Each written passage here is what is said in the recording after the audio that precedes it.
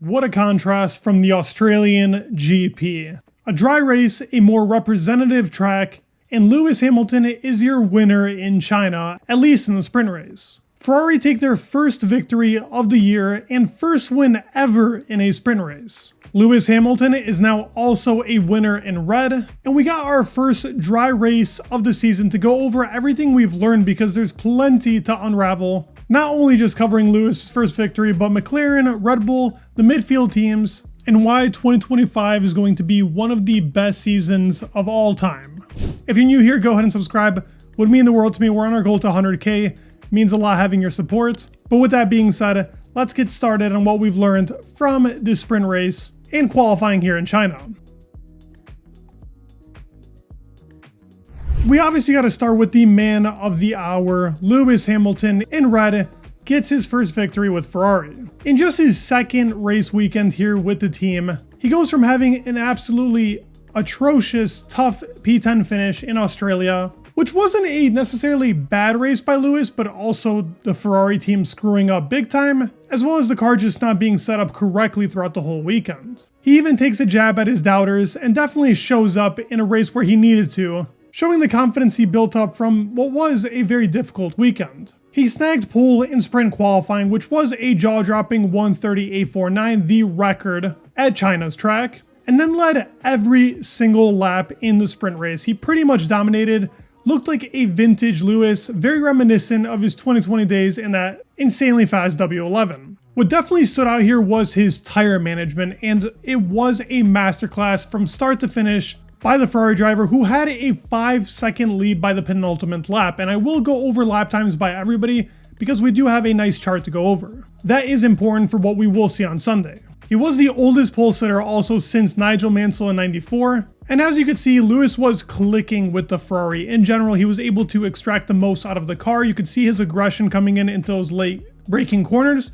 But you can also see what he's developed at Mercedes. That driving style has now adapted to these newer cars. And it's clear to see this guy still got it and has proven a lot of people wrong here on this race day.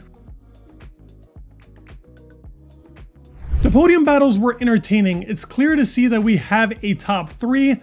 I still have a lot of doubts about Mercedes and how they are with their car throughout the weekend. And while the clean air did help, it definitely showed us that Ferrari was still the strongest because of Charles Leclerc. Oscar Piastri definitely put in a good time, while his teammate Lando Norris was struggling very hard on the fronts and had a very tough time taking even a point off of Lance Stroll in the Aston Martin. Max was very quick throughout this race as well, but it ended up coming to haunt him by the end of it. He ran out of front tires trying to catch Lewis, and clearly the clean air made a big difference in this race, which it also did in Australia. And as we've known in these regulations, clean air is king. Looking at the lap times, it was Lewis that had the quickest mean pace if we go off of Federico Albano or at Fred18 on X, who does a very good job of making these mean times and very accurate as well. But as you could see throughout the race, Charles Leclerc towards the end of it was catching George Russell, and if there wasn't as much dirty air going into turn 13, which was definitely hindering how close he could get to him to get the most out of the DRS, Charles was the faster driver. George just did a good job of maintaining his tires. It also has to be noted that Yuki Tsunoda is driving his wheels off. Right now in the start of the year, definitely has a chip on his shoulder, while the guy that was picked for Red Bull is struggling big time. The variation in pace for Verstappen shows he was pushing very hard, but as I said, that came as a cost to the very end of the race. Lewis Hamilton was ahead by more than 5 seconds by the end of this GP, and it was clear to see he still had a lot to go. Lando really struggled and killed his front tires in the very start, being in dirty air. And while he did end up catching Lance, it was a very sad performance by a team that looked so strong. And while qualifying was due to a mistake Norris made, the pole position was there for his taking, at least in sprint. The car is still very quick, but Ferrari is looking phenomenal after putting in blistering times from both drivers regardless of finishing position.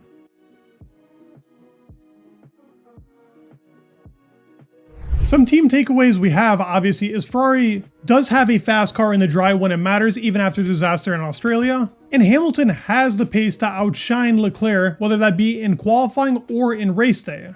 We knew he was always quick in race day. We saw that with Mercedes, but it was the qualifying pace that we were doubting.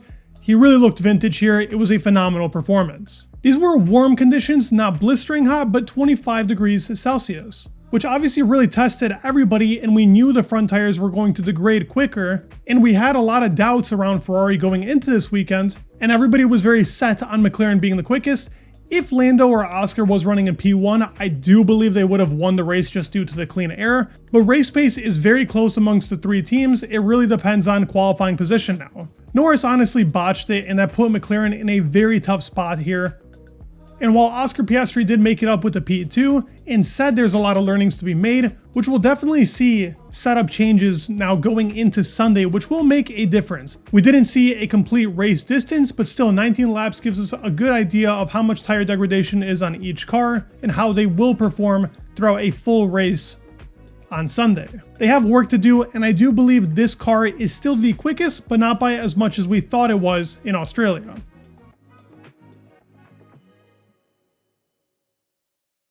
I also believe that Max Verstappen is making a huge difference over there for that RB21. It's a car that's struggling a lot with mid-corner understeer, and in the slow speed stuff, it looks tragic in comparison to that of Ferrari, McLaren, and even Mercedes if they can put their tires in a better spot. Liam is not able to engage with those tires at all, and that's really making him struggle now in qualifying, even in the race, and in general, his confidence is much lower than it needs to be. There's still so much more time for Liam to show off whether he was deserving of that seat or not, but it's not looking like a good start.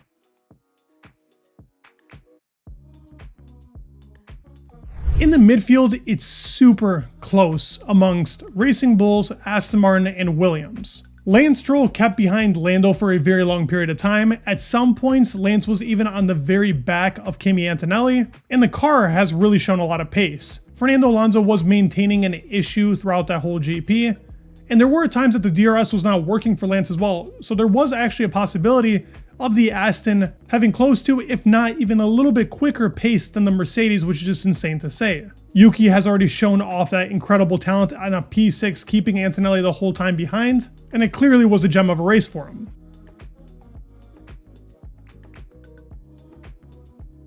What a day of Formula 1 we've had with qualifying and the sprint race, and plenty to take away from it. We already talked about the sprint race, but with qualifying, really the main key things here is within those top 4 teams and how they're going to perform on race day.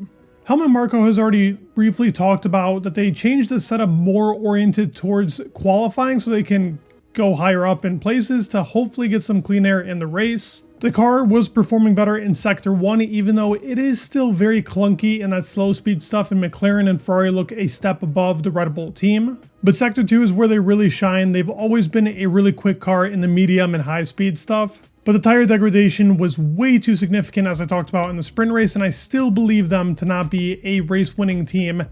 And I still have Ferrari right now ahead of them as well.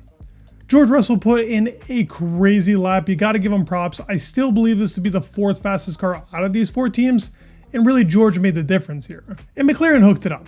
We expected this. I think the race pace is strong if they have the clean air. Clean air is king here, and no matter what team is up there, it's pretty much a toss-up between the Red Bull, the McLaren, and the Ferrari if they have the clean air to go for it. Oscar Piastri being put into that power play position will really help him out regardless of how fast Lando usually is in the race. And it was just mistake after mistake. Lando was the quicker out of the two, but he never put it together. Oscar ended up putting an insane lap there at the end, made it count where he needed to. He said he was down 2/10 before going into that last hairpin and made it up to finish off a beautiful lap to add on to the already amazing time he had. The gap in Q3 being only 4/10 off from P1 to P6 is outstanding, and it really shows you how close it is in these dry sessions. Everything I talked about in the sprint race should correlate as well to Sunday's race, and with qualifying now finished, teams seem to have stuck with their gut, at least from what they had in the sprint race going into qualifying. And the setup changes haven't been too drastic, except for Lando, who said the car is more compliant, but it's clear to see this McLaren really is on a knife's edge. So that's why consistency is going to matter here a lot in the race, especially for this tire degradation. And so the car is not graining the front tires as much as it was in the sprint race. But we got a lot of fun to expect for tomorrow. A lot of tricky corners here. You have your high speed, you have your medium speed stuff, and very hard braking zones. China really gives it all. And it's a very representative track for the rest of the season. Teams will now tweak their setup, so we will see a difference come race day, but this is a very good idea and a good picture of what's possibly to come. We learned a lot. Obviously, a lot of people are going to be hyped up. It wasn't the most entertaining race, but it was still fun in the fashion of seeing how strong each car is and how close 2025 genuinely is. We had such a different picture last weekend, and now on a dry representative track, we can see 2025 is going to deliver bangers after bangers. So I hope you guys enjoyed the video. If you did, please give it a like, subscribe. It would mean the world, and peace.